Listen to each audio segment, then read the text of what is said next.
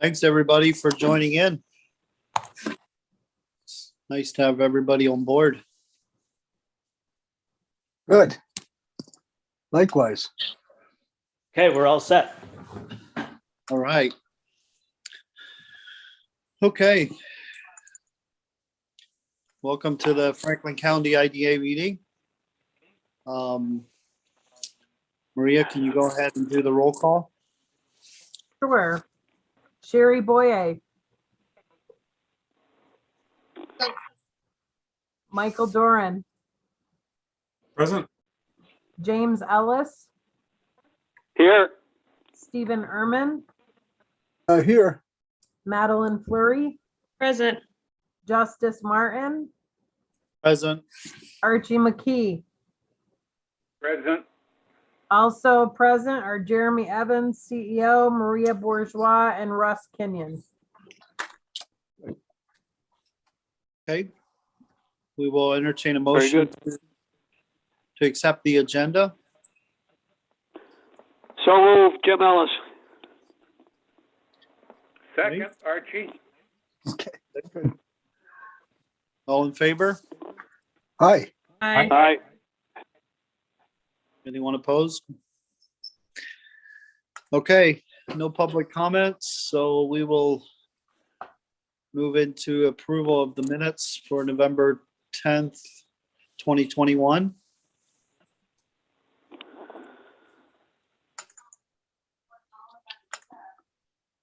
I'll move to approve, Steve. Okay. Need a second? I'll second, Archie. All in favor? Hi. Aye. Aye. Anyone opposed? Okay, so any bills and communications?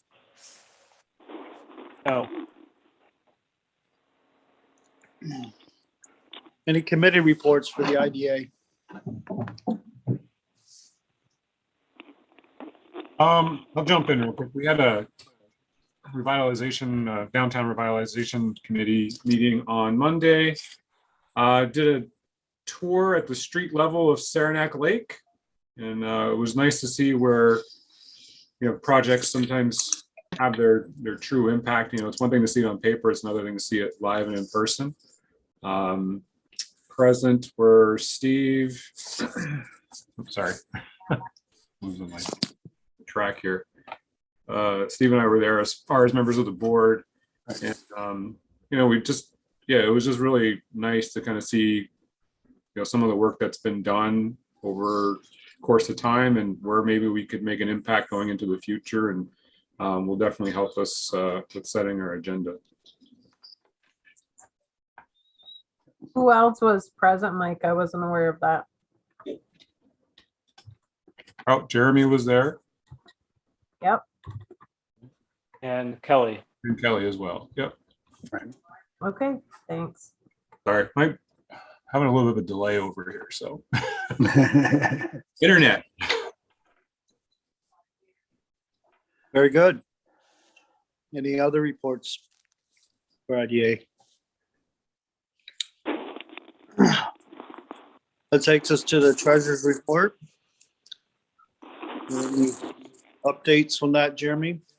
Yeah, we just a quick update. We received some outstanding income from services we provided that we paid for, legal and engineering services that we paid for related to a couple of our proposed solar projects. We were reimbursed, as was the original intent, by the company for those services. So it shows up as income for the month, but we had already spent it, so it's not new money. But we were made whole on that.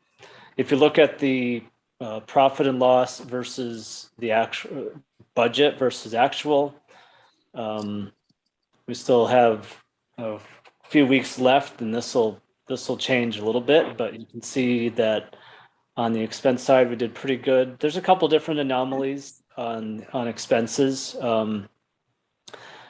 We had legal services that were unanticipated, but again, we got reimbursed for that.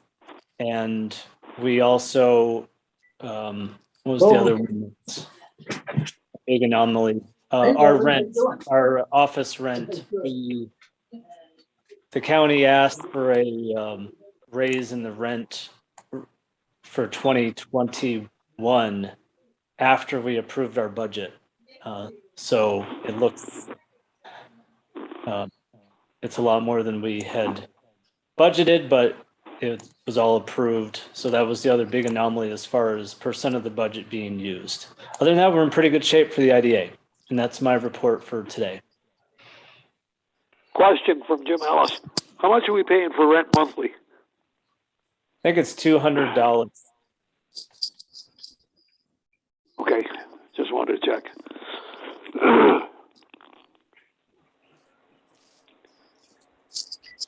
Okay.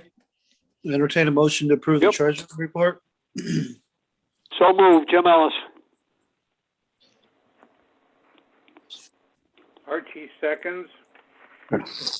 Any discussion or questions? All in favor? Aye. Aye. Aye. Anyone opposed? Okay, so that takes us to new business. We have resolution 2021-28, authorizing HSA contributions. Do we have a first and a second to bring that to the table? Steve will move.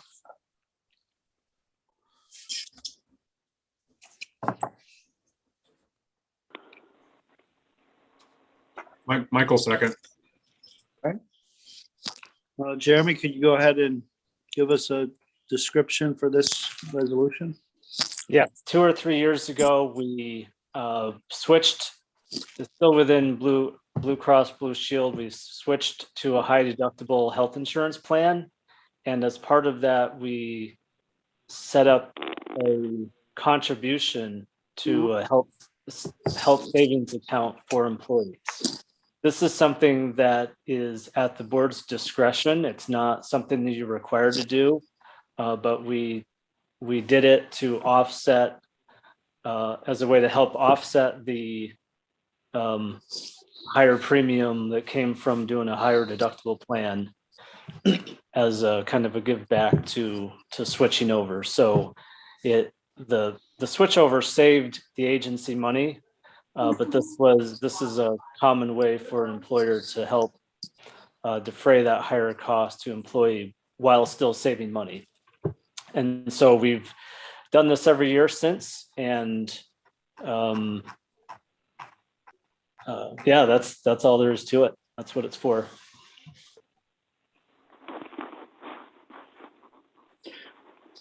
Question, Jeremy, was the contributions that were made last year the same as the contributions that are being proposed for this year?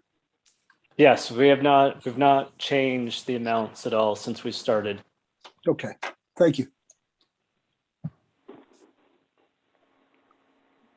Very good. We have a first and a second. Could you go ahead and do the roll call for this, Maria? Yep, let me just unmute.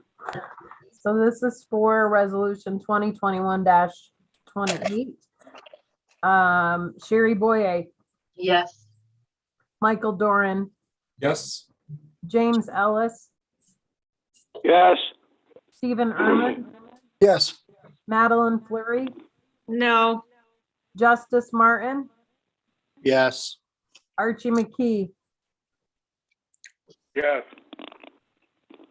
Okay, resolution adopted, noting Madeline's opposition. Okay, that takes us to resolution 2021-29. We have a first and a second to bring this to the table. So moved, Jim Ellis. Steve seconds. All right. Go ahead, Jeremy, and give us a description for this. At the same time we changed our health insurance plan, we established a incentive, I don't know if you call it incentive, but a buyout, so that if a employee chooses not to use IDA insurance, health insurance through the IDA, they would receive a annual payment of $1,500. Currently, this is not utilized for the IDA. So, go ahead. But we have at the beginning of each year adopted it, so that if that were the case, then it would be in place.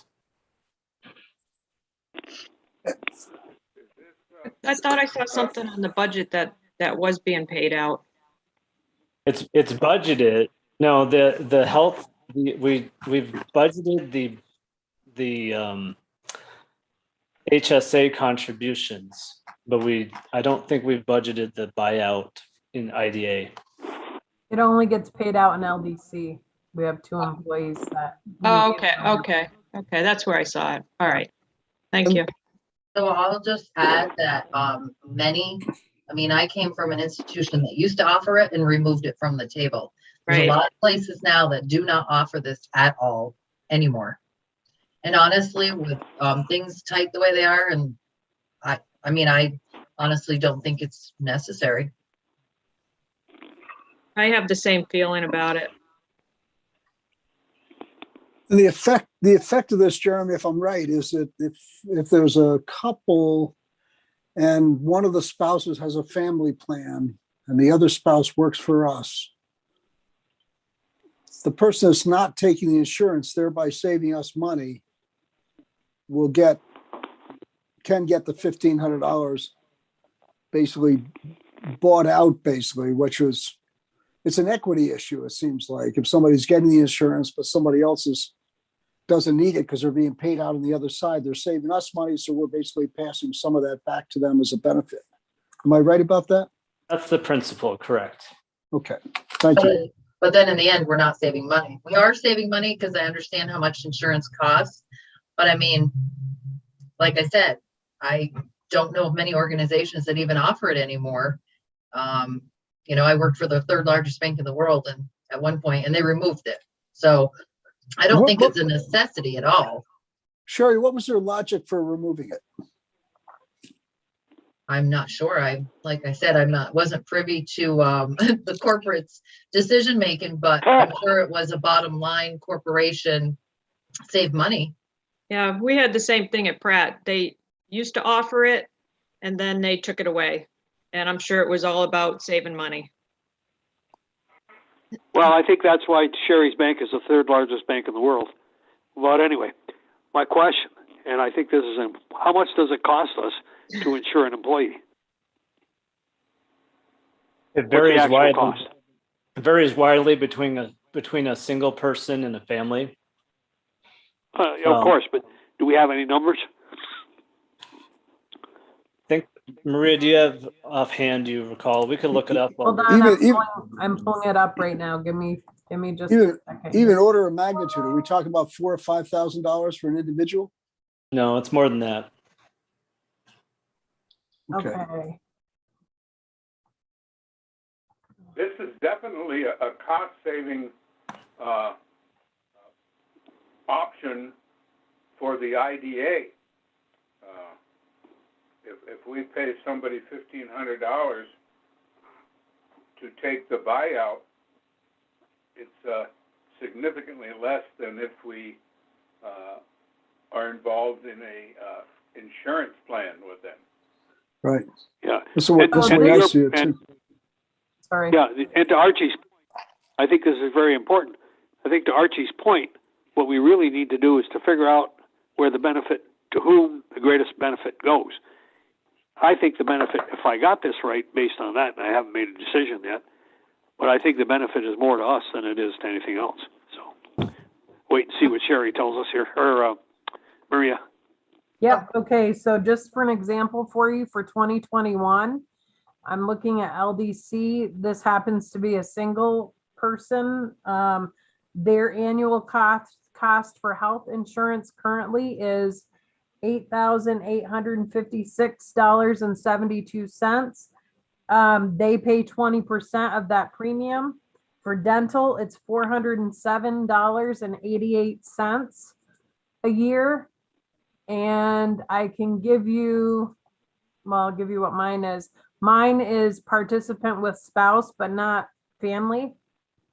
Mine costs $17,713.44 a year for health. Wow. And $815.88 for dental. I can give you Jeremy's if you hold on for just a second Wow. here. Well, the IDA bottom line is we're paying a lot. Right. Wait, Steve, wait. Go ahead. sorry. What was does everybody get dental? Currently, Jeremy and I both have dental. You have to have two to have a group. Yeah. Let me see here. The rates for 2020 for family is, I don't have the total, but it's $2,100 a month, $2,103 a month. And well, dental's the same as mine because that doesn't change, but so just times that by 12. Wow. So I guess you're saying if I got that right, based on that, we're saving an awful lot of money by paying somebody $1,500 not to go under. Right. But let me do it this way. We found people in the school district who were insured both in the school district and in the spouse's employees program. They didn't have to do that. They had to choose one or the other. So for every employee that said, no, I don't need this school district stuff, we paid them a certain amount of money, even in those days, something on the order of about $1,000 a year. So. Yeah, and I would agree. And what you're saying, all my point is that's changed a lot over the years and evolved. Oh, yes. But I also Yeah. had an issue here with an employee that she was on her husband's plan. And Right. And it seems I was contacted by, I don't know, the benefits department. I don't know. We played phone tag and I never heard from him again. But wasn't for lack of trying. But their question was to me, well, how much is it going to cost the employee to get her own? So employers are also pushing separate plans, which really surprised me. But I mean, I'm just throwing it out there. I know we spend a lot of money, so I hate to cut in certain places, but we don't have to incent people not to get insurance from us. That's all I'm saying. I mean, why would we incent someone when, you either get it or you don't? So whatever. Right. Well, based on that, I think the benefit to the IDA is, we're not going to take it away from anybody, but they're entitled to it if they want it. And if they don't take it, it's to our benefit as an IDA. As simple as I can make it. I don't know. We budgeted for the buyout, correct? I don't For think we budgeted for the buyout because at least at the beginning of the year, we know the situation for us both. Right. And we haven't had anybody take advantage of this in the past in either the IDA or the LDC. So we do in the We have two IDA, people not in the in the IDA, but we do LDC. in the LDC. Yeah. Okay. And the number of people in the LDC that took advantage of the buyout? There are two, and it's spread out and broken down into 26 pay periods so that if they were to leave employment or whatever, they only get up to that point. Do you know what I mean? Okay.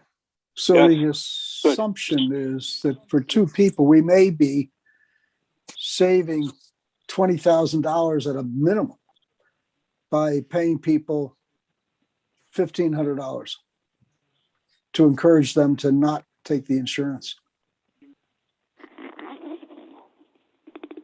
Well, that's true. But I guess it still goes back to my point that they're not going to get two insurance policies if they have a spouse that they can get on. So I guess my point is, why would we be incenting when we could just save the whole bunch of the money? That's all. I mean, I don't want to, beat a dead horse here and rehash it. I'll place my vote and what have you, but I guess my thought process is there's, if I don't have insurance, because I am my own breadwinner, if I don't have insurance, I'm getting it from my employer. If I have a spouse that has insurance, I compare the policies and I would get the cheaper policy. Right. So you see what I'm going? Why? So we're not incenting someone, okay, don't get insurance at all in your entire life, and we'll give you 1,500. When they have one medical condition, that's out the window the first ER visit. So that's just my point. That's all. Right. Yeah, so that's the reality of how this stuff works, is like if you have a spouse, is typically where somebody would take a buyout because they could go on it. I'll use myself as an example. My wife has insurance through the school system. Easy example, right? It's up until like a couple of years ago, I don't think we paid anything for it, and it was a whole family plan. So I wouldn't need insurance from my employer. Something like this at that point might actually look like part of my income package if I really thought about it. So I get $1,500 every year because she's got the insurance and I'm on her insurance, and then it gets taken away. Does it then get looked at as maybe a negative? We're going backwards. I think that's probably the real question mark in my head with all this. And I'm at a point in time, based on the situation with other factors in the world right now, I wouldn't want to see anybody go backwards in income, because the world is that much harder to live in based on the cost of everything. Right. So I think that's what my guiding light on this decision is going to be. But I think that's the reality for me. I don't want anybody to have less than they had before. If it's coming in, it's coming in at the end of the day. If it's coming in your paycheck, you're not putting it into different buckets. It's part of your paycheck. So I think that's the only thing we really got to kind of wonder, through our thoughts on. Oh, and I agree. So if it's not part of the compensation package, when we have that conversation, we should be adding it. We should be telling them the medical, and if you opt out, and taking that into consideration when we are offering salaries, just for future. No, anyway. Good point. Good point. Yep. So, Right. Well, we had a first and a second. Is there any other discussion before we do the roll call?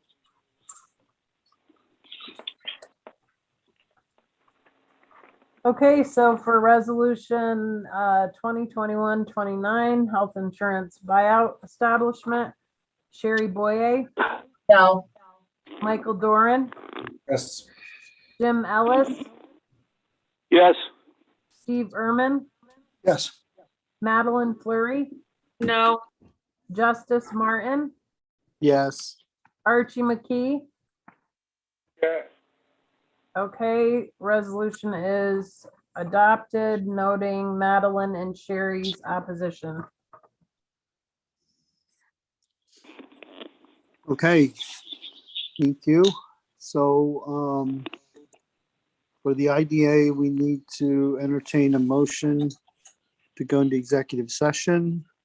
Jeremy, could you give the purpose for that? Yeah, it's related to financial credit or employment history of a particular person or corporation. Okay.